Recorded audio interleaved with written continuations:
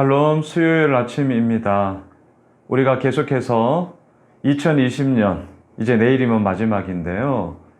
시편 말씀을 계속 묵상하고 있습니다. 오늘은 시편 14편인데요. 말씀의 제목을 어리석은 자, 이렇게 한번 정해 보았습니다. 여러분, 어리석은 자란 누구일까요? 단지 지적으로 좀 우둔한 자를 말하는 것입니까? 아니면 많이 배우지 못한 자입니까? 아니요. 오늘 시인이 말하고 있는 어리석은 자는 누구냐? 마음에 하나님이 없다라고 말하는 자들이 다 어리석은 자다. 이렇게 정의를 내리고 있습니다. 여러분 1절을 보십시오. 어리석은 자는 그의 마음에 이르기를 하나님이 없다 하는도다. 그들은 부패하고 그 행실이 가증하니 선을 행하는 자가 없도다.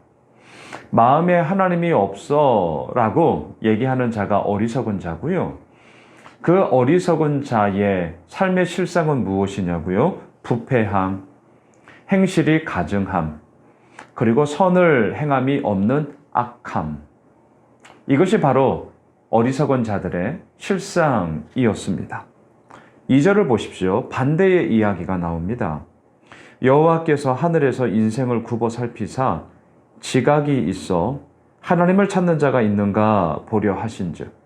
자, 1절에서는 어리석은 자의 이야기를 했다면 2절에서는 지각이 있는 자, 반대의 이야기죠. 어리석은 자의 반대인 이 지각이 있는 자, 알고 있는 자. 그런데 그 알고 있는 자, 지각이 있는 자는 누구입니까? 하나님을 찾는 자. 자, 이게 오늘 이 시편 14편의 전체적인 구도입니다. 어리석은 자가 있고요. 지각이 있는 자가 있습니다. 악인이 있고요. 의인이 있습니다. 자기 멋대로 살아가는 자가 있고요. 하나님의 뜻을 구하기 위하여 오늘도 몸부림치는 자가 있습니다. 자, 이렇게 상반되는 이야기가 우리가 살아가고 있는 이 세상에는 온통 가득하죠. 이것을 구분하는 기준점이 뭐냐고요? 오늘 시편 14편, 마음에 하나님이 없다라고 말하는 자는 어리석은 자고요, 악인이고요, 결국은 자기 멋대로 살아가는 자입니다. 반대로 오늘도 하나님을 찾는 자, 그는 누구냐고요? 지각이 있는 자입니다. 의인입니다. 그리고 하나님의 뜻 가운데서 우리가 몸부림을 치며 살아가려고 하는 그러한 신실한 믿음의 사람들. 1절과 2절이 너무나도 대립되고 있어요. 그런데 안타까운 이야기가 나옵니다. 3절. 다 치우쳐. 자, 여기서부터 너무나 안타까움이 나오죠. 함께 더러운 자가 되고 선을 행하는 자가 없으니 하나도 없도다. 죄악을 행하는 자는 다 무지하냐? 그들이 떡 먹듯이 내 백성을 먹으면서 여호와를 부르지 아니하는도다. 너무나 안타까워요. 다 치우쳐 버려요. 다 치우치면 안 되거든요. 저는 우리 예수홈미실 교회가 정말 다양한 색깔이 그리고 다양한 목소리가, 하지만 그 다양함이 결코 틀림이 아닌, 참 쉽지 않은 이야기입니다. 하지만 그러한 공동체를 꿈꿉니다. 그리고 그렇게 가고 싶어요. 이런 다양함들이 다름이죠. 틀림이 아니라 다름일 텐데 다름이 될 수 있는 더 본질적인 뿌리가 있어요. 그건 뭐냐면 하나님을 찾는 자. 다시 말하면 하나님의 말씀 앞에 오늘도 서는 우리들의 믿음의 공통 분모가 있어야만 이 다름이 틀림이 아니라 다름으로 우리 서로가 인정하고 그 다양함 속에 하나님이 부어주시는 풍성함들을 우리가 함께 누릴 수 있는 거죠. 말씀 앞에 서야 함. 그래서 오늘도 이 말씀을 함께 나누고자 저 역시 또한 영상을 찍고 있는 거죠.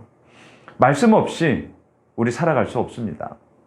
말씀 없이 관례대로 원래 이런 거 아니냐, 나의 경험과 나의 지식이 계속해서 앞서가야 된다면 우리 공동체 역시 쉽지 않을 겁니다. 이렇게 설교를 하고 있는 저부터가 마찬가지겠죠. 내가 목회를 이렇게 해왔는데 이렇게 되는 거 아니냐, 이렇게 해야 되는 거 아니냐, 기도하지 않고 말씀 묵상하지 않고 그러한 나의 경험이 먼저 나오게 된다면 저 역시 저의 목회에 있어서의 많은 어려움들을 당하게 될 거예요. 자, 오늘 본문이 그 얘기를 하는 거죠. 다 치우쳐 버리죠. 그런데요, 그렇게 갔던 길이 어떤 길이냐? 5절로 보세요. 그러나 거기는 어디입니까? 모든 사람들이 다 치우쳐 갔던 길.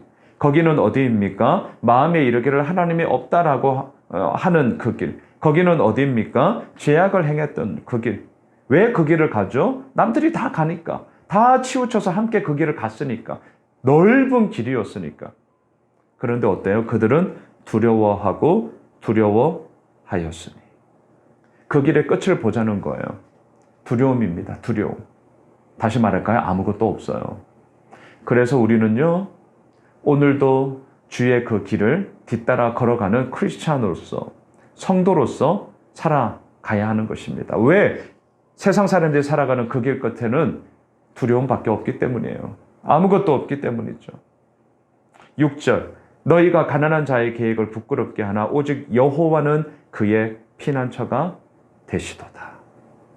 말씀을 정리하겠습니다. 어리석은 자로 살면 안 됩니다. 오늘도 하나님을 찾는 자가 되어야 합니다. 우리의 마음에 두려움이 있다고요? 우리의 마음에 꺾임이 있다고요? 우리의 마음속에 정말 어찌해야 할 바를 모른다고요? 답이 있다니까요. 하나님을 찾으십시오. 이 말씀 앞에 서십시오. 기도하십시오. 하나님은 반드시 하나님을 찾는 자, 말씀 붙잡고 몸부림치는 자, 기도하는 자의 피난처가 되십니다.